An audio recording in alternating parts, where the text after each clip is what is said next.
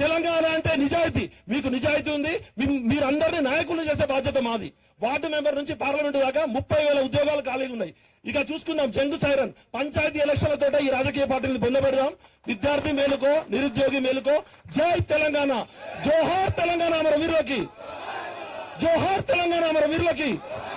ఖబర్దార్ నిరుద్యోగ వ్యతిరేకురాలా, ఖబర్దార్ నిరుద్యోగ వ్యతిరేకురాలా.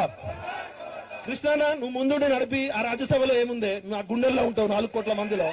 చూసుకుందాం, ఇలా నీ ఆధ్వర్యంలో చూసుకుందాం. సామాజిక తెలంగాణ ఎట్లా రాదో నిరుద్యోగులు అందరినీ వార్డు మెంబర్ని ఎంపీలు చేద్దాం. కాబట్టి కృష్ణాన్న పోరాట పటిమ, మంద కృష్ణాన్న సమాజంలో నీతి నిజాయితీని అందరూ మనతో ఉన్నారు. పృథ్వన్న మనందరికీ అండగా ఉంటాడు. రేవంత్ రెడ్డి బుల్లెట్ దింపితే ఫస్ట్ మా ఇద్దరికి దింపమని చెప్పండి. మీకు దమ్ముంటే పృథ్వన్న నేను ఉంటాం. అరే మీరు లాఠీ చార్జ్ చేస్తారా, బుల్లెట్ దింపుతారా, సవాల్ రా చూసుకుందాం. నిరుద్యోగుల తరపున త్యాగం చేయడానికి మేము సిద్ధంగా ఉన్నాం. చచ్చిపోతే మీ గుండెల్లో ఉంటాం. ఏం బతుకుతాం, ఎవడైనా వస్తాడు, పుట్టినోడు ఎవరైనా వస్తాడు కాబట్టి నేను ఒకటే చెప్తున్నా, మీరు కలిసి ఉండండి. కలిస్తే నిలుస్తారు, గెలుస్తారు.